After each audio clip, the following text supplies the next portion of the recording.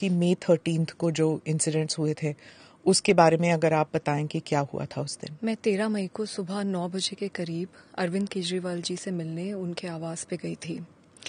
मुझे वहाँ पे स्टाफ ने ड्राइंग रूम में बिठवाया और बताया कि अरविंद जी घर पे हैं और वो मुझसे मिलने आ रहे हैं। इतने में विभव कुमार जो कि उनके पीएस थे वो वहाँ पे धनधनाते हुए आते हैं और मैंने उनको बोला भी कि भाई क्या हो गया, मतलब अरविंद जी आ रहे हैं, क्या गया।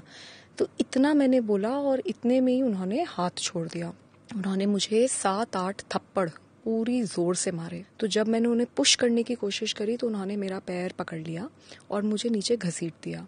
उसमें मेरा सर भी जो वो सेंटर टेबल है उस पे जाके टकराया। मैं नीचे गिरी और फिर उन्होंने मुझे लातों से मारना शुरू किया और मैं बहुत जोर से चीख के हेल्प मांग रही थी, लेकिन कोई मदद के लिए नहीं आया। ऐसे तो हो ही नहीं सकता कि सीएम के घर में कोई नहीं हो और ऐसी पिटाई हो रही हो किसी की और कोई बाहर ही ना निकले कमरे से।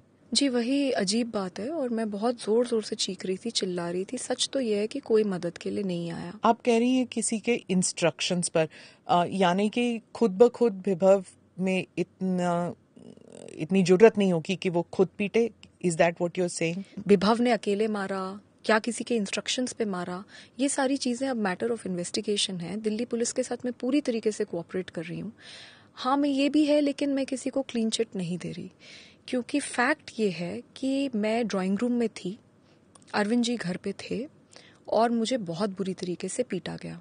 मैं चीख रही थी, चिल्ला रही थी, पर कोई आया नहीं। मैंने ये नहीं सोचा कि मेरा क्या होगा, मेरे करियर का क्या होगा, मेरे साथ ये लोग क्या करेंगे। मैंने सिर्फ ये सोचा कि जो चीज़ मैंने सारी महिलाओं को बोली है कि आप हमेशा सच के साथ खड़े हो, आप सच्ची कंप्लेंट करो, लेकिन आपके साथ अगर कुछ गलत हुआ है तो आप ज़रूर लड़ो। तो आज मैं खुद कैसे नहीं लड़ सकती।